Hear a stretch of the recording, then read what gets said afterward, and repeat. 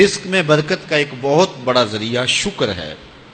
ارشاد فرمایا لَإِن شَكَرْتُمْ لَأَزِيدَنَّكُمْ، اگر تم شکر کرو گے وہ تمہیں اور زیادہ عطا کرے گا، اور اگر تم شکر نہیں کرو گے وَلَئِن كَفَرْتُمْ، کفران نعمت کرو گے، إِنَّ عَذَابِي لَشَدِيدٌ، تو پھر میرا عذاب بڑا سخت ہے۔ رزق کے اضافے کا ایک اور بہت بڑا سبب انفاق فی سبیل اللہ ہے۔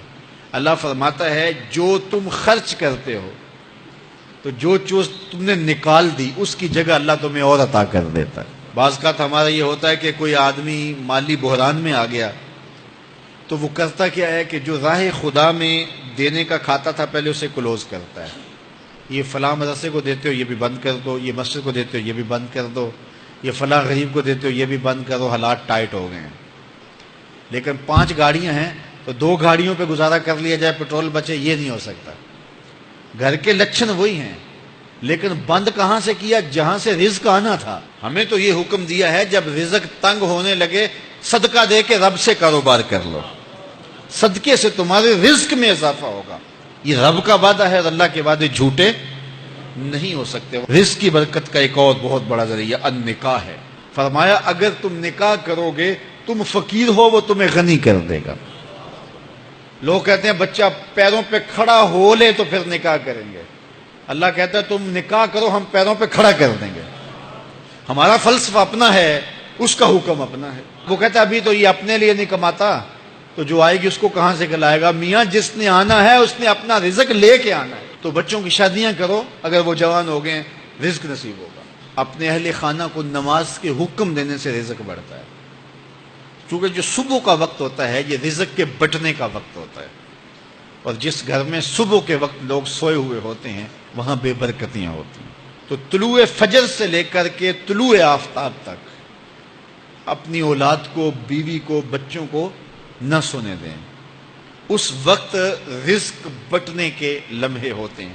کثیر دعائیں مانگیں، تلاوت کلام مجید پڑھیں، اور نماز فجر مرد حضرات مسجدوں میں جا کے باجماعت ادا کریں، اور گھروں میں جو ہے وہ بیٹیاں بہنیں مصلے بچھا لیں، تو اللہ کی رحمتوں کا نزول ہوگا۔ اب ایک حدیث میں رزق کے اضافے کا ایک اور نسخہ ارشاد کیا گیا۔ میرے حضور نے فرمایا جو شخص یہ چاہتا ہے کہ اس کے رزق میں برکتیں ہوں اور اس کی عمر میں اضافہ ہو تو وہ اپنے رشتہ داروں کے ساتھ سلوک اچھا کرے۔ رشتہ داروں کے ساتھ اگر اچھا سلوک کرو گے تو پھر تمہارے رزق میں برکت ہو۔ غریب ہیں تو ان کی مدد کرو، ان کی بیٹیوں کی شادیاں اپنے ذمے لے لو اگر اللہ نے آپ کو وسعت دی ہے، ان کی پریشانیاں بانٹ لو، ان کا قرضہ ہے تو اتارنے کی کوشش کرو، ان کو مشکلات سے نکالنے کی کوشش کرو۔ تم ان کو مشکلات سے نکالو گے، اللہ تمہیں مشکلوں سے نکالے گا۔ تمہارے رزق میں بھی برکتیں ہوگی اور تمہارے مال میں بھی برکتیں ہوں گی۔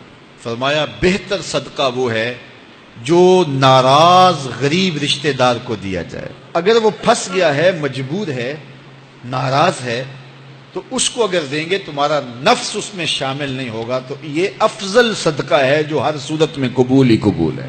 رزق کے اضافے کا ایک اور سبب الاحسان الی الضعفاء، جو کمزور لوگ ہیں ان کے ساتھ اس نے سلوک کرنا۔ الانفاق علی طلبۃ العلم، طالب علموں پہ خرچ کرنا، یہ بھی رزق میں اضافے کا سبب اور ذریعہ ہے۔ وہ حضرت بابا فرید نے کہا نا، چھٹا رکن دین کا روٹی ہے۔